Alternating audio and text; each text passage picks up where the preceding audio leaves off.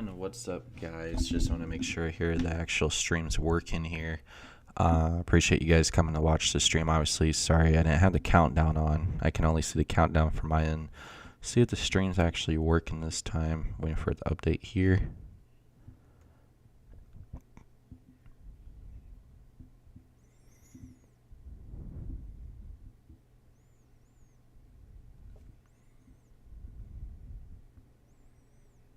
Can people actually hear me on the stream?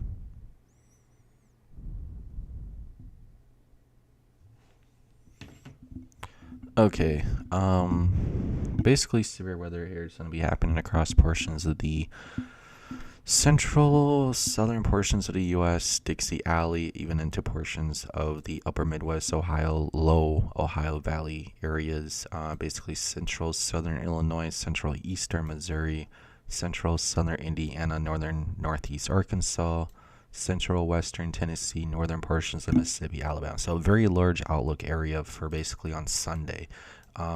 Saturday still has the potential of severe weather, but they kind of dropped the rest just because of lacking lift and being too late of stuff to actually come in.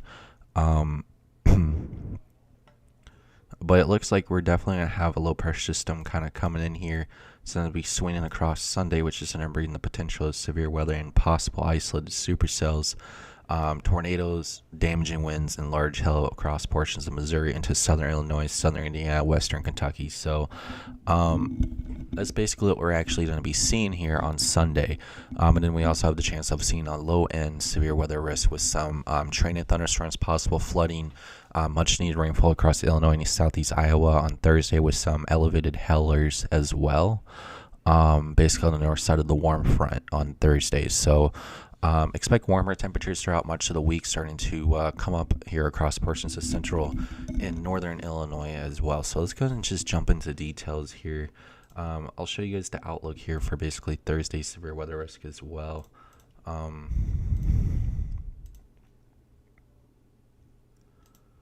So here's Thursday's severe marginal risk of severe weather. So you're going to have a warm front here dragged out basically across this area.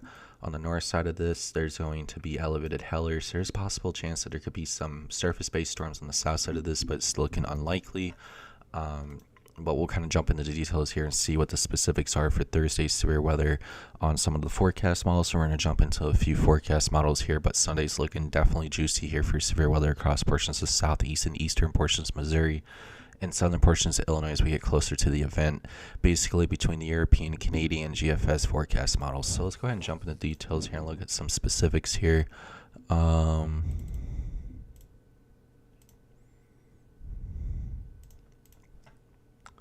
Here's the GFS model. Currently, it's updating as we speak. Let's go ahead and look at the NAM model here. Basically, does it go all the way out to Thursday? Yes, it does.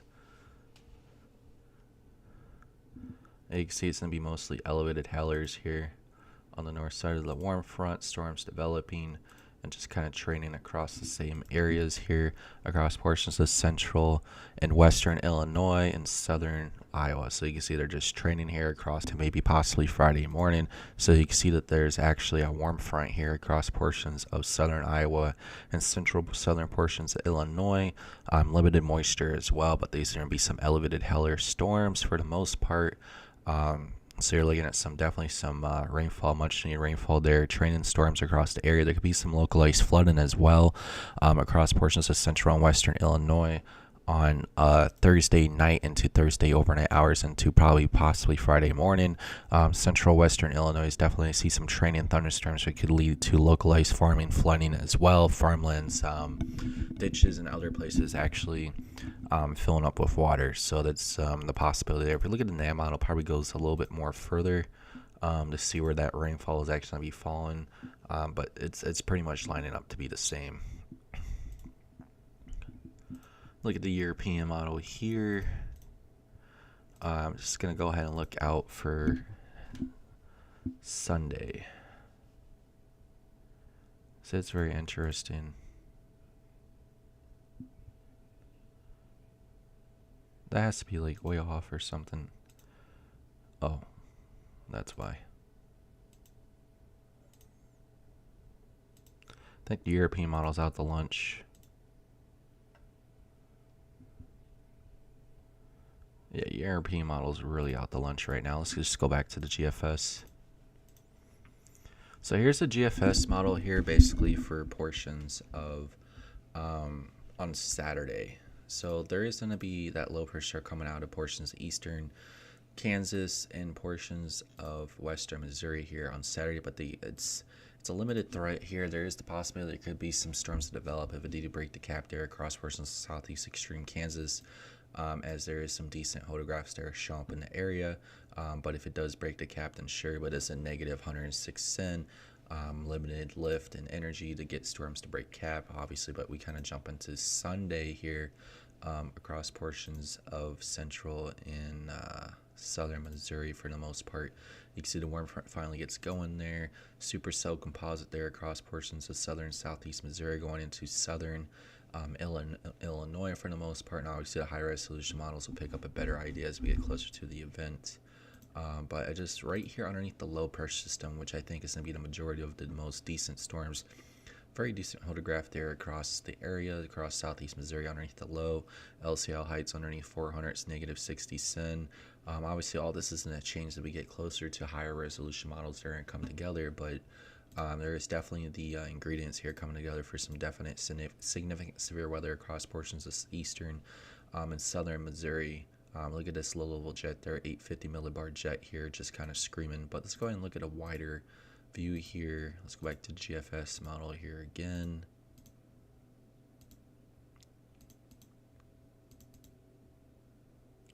All right, so here's the GFS model again. And here's your moisture return. There's your warm front. I think the best tornado potential is going to be along this warm front, just on the right southeast quadrant of the low, because you're going to have better turning and southeasterly surface winds the way the low pressure system here is coming in. Looks like there could be a possible mesolow here on the portions of Indiana-Illinois border. It keeps showing a little bit of turn in there, or just be a glitch, I'm not sure. But you can see your winds forced here along somewhat of a dry line with the cold front coming in later. Your winds are kind of being veered there. I don't know if it's a cold front or just a very overmixing dry line there across portions of eastern Texas. And you can see there's some veering winds right there across portions of eastern, northeast portions of Texas there. But you can see there's definitely some moisture pulling coming in right from between the Mississippi-Arkansas border, Mississippi River region area, and kind of just feeding right into the low on the right quadrant of that low. And right underneath there is usually we get the strongest low jet, maximum helicity, 0 to 3 kilometer helicity, and those winds are just racing. So I think the maximum tornado potential on Sunday is going to be right next to the low on the warm front triple point. Or on the southeast quadrant. So I'm going to bet my game on this box right here is going to be your best tornado potential across this region area on Sunday. And those photographs are pretty decent there for that potential. So wait for the higher resolution models to come in more clear, but I think it's going to be a southern, southeast Missouri, maybe depending on how far more north this system pushes, southern portions of Illinois, northeast Arkansas, western Tennessee, western Kentucky, southwest extreme Indiana, I think is my ballpark for where the significant severe weather is going to be happening on Sunday. SPC has it currently further to north on the latest update, but I just don't think it's going to be this far north. I think after tonight's update based on the GFS, they're going to trim this all the way down into the St. Louis area, and kind of this, maybe it trims this far south, so they bring back this more south to kind of this line overnight tonight. If they keep it the same, then they're looking at other models that I don't have access to. But that's what I'm currently thinking for this this weekend severe weather on Sunday. Everything is definitely lining up for the potential of significant severe weather here along that warm front and that triple point low. So, I mean, when you get 60 dew points and your temperature spread here, it's going to be a lot better than the last systems with temperatures in the upper 70s across a large portion here. And I think this is going to be a lot more warmer as we get closer to the event, because obviously the models are still jumping around. So I think it's just a waiting game at this point to see what's going to happen, but you guys already have my idea of where significant severe weather is going to be. So I'll circle it again.